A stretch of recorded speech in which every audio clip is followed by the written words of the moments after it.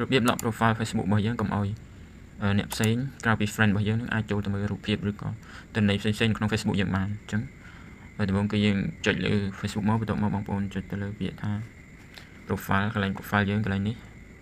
បងប្អូនចុចមកចុចលើ profile មកបន្ទាប់មកបងប្អូនជ្រើសរើសកន្លែងត្រី3នេះបងប្អូនចុចលើវាមកបន្ទាប់មកវានឹងឃើញកន្លែងជាច្រើនអញ្ចឹងបងប្អូនជ្រើសរើសពាក្យកន្លែង lock profile កន្លែងនេះអញ្ចឹងបើសិនជាបងប្អូនអត់ចេះភាសាអង់គ្លេសបងប្អូនអាចចំណាំដូចជារូបភាពបងប្អូនអាចចំណាំជារូបភាពដូចជា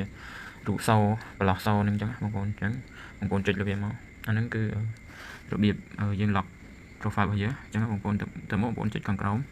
សញ្ញា QQ ខាងក្រោមហ្នឹងគេដាក់ថា lock your profile កន្លែងនេះបងប្អូនអញ្ចឹងខ្ញុំចុចហើយរងចាំបន្តិចឥឡូវហ្នឹងយើងចុច OK មកចុច OK កន្លែងហ្នឹងអូខេឥឡូវហ្នឹងគឺ profile របស់យើងគឺបាន lock ហើយបងប្អូនអញ្ចឹងបញ្ជាក់កន្លែងនេះបន្តិចបងប្អូនអញ្ចឹងកន្លែង lock profile ហ្នឹងគឺមិនមែនមានតែទាំងអស់ទេបងប្អូនជួនកាល Facebook ខ្លះគឺវាអត់មានចំណុចកន្លែង lock profile ហ្នឹងទេបងប្អូនពួកអី Facebook ដល់កាលណាយើងបង្កើតអត់គ្រប់ឱកាសរបស់វាគឺវាអត់ឲ្យយើង lock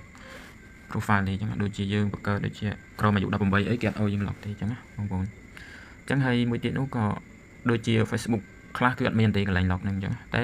Facebook ខ្លះគឺមានតែមានកន្លែង lock ដូចគ្នាតែជាភាសាអង់គ្លេសដូចគ្នាតែខុសគ្នាអញ្ចឹងបងប្អូនអាចចំណាំសញ្ញាអញ្ចឹងបងប្អូនអញ្ចឹងអានេះខ្ញុំចូល Facebook ខ្ញុំមួយទៀតអាផ្សេងអញ្ចឹងបងប្អូនអញ្ចឹងបងប្អូនចុចលើ profile អានេះ Facebook ខ្ញុំមួយទៀតខ្ញុំចុចតែមកខ្ញុំចុចហើយយើងចុចត្រី3ដូចគ្នាចុចត្រី3ហើយកន្លែងនេះគឺវាចេញខុសគ្នាបងប្អូន Facebook ខ្ញុំមុននេះមិញវាចេញភាសាអង់គ្លេសដាក់ថា lock profile អញ្ចឹងបងប្អូនអញ្ចឹងអានេះ Facebook ខ្ញុំមួយទៀតវាចេញពាក្យថា control visibility វាខុសគ្នាអញ្ចឹងបងប្អូនវាដូចគ្នាទេអញ្ចឹងហើយបើសិនជាបងប្អូនពិបាករកគឺបងប្អូនអាចចំណាំជារូបល្អជាងបងប្អូនដូចជារូបសញ្ញាសអញ្ចឹងបងប្អូនសញ្ញាសអញ្ចឹងហើយថយមកវិញមកអញ្ចឹងវាខុសគ្នាអញ្ចឹងបងប្អូនអញ្ចឹងអានឹងគឺរបៀប lock profile អញ្ចឹងខ្ញុំនឹងប្រាប់បងប្អូនមួយទៀតបើយើងចេះ lock ហើយប៉ុន្តែយើងអត់ចេះដោះវាមកវិញអញ្ចឹងបងប្អូនអញ្ចឹងគឺយើងចូលដូចមុនអញ្ចឹងបងប្អូនយើងចូលមកដូចការយើង lock អញ្ចឹងបងប្អូនចូលមកកន្លែង profile សាថ្មីអានេះគឺរបៀបយើង unlock វាអញ្ចឹងបងប្អូនដោះសចេញយើងចុចសាថ្មីមកចុចហើយទៅមកបងប្អូនជ្រើសរើសកន្លែងដដែលបងប្អូនកន្លែង console ដដែលពីមុនគេដាក់ថា lock profile ឥឡូវនេះគេដាក់ថា unlock profile អញ្ចឹងបងប្អូន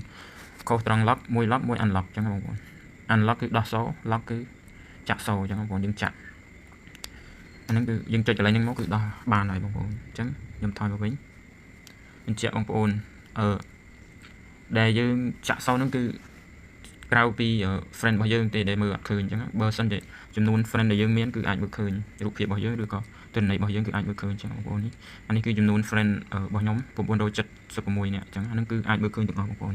អញ្ចឹងវីដេអូនេះមានតែប៉ុណ្្នឹងឯងបងប្អូនបើសិនជាបងប្អូនគិតថាវីដេអូនេះមានប្រយោជន៍សូមបងប្អូនជួយ like ហើយនិងជួយ share ម្នាក់មួយផងបងប្អូនអរគុណច្រើន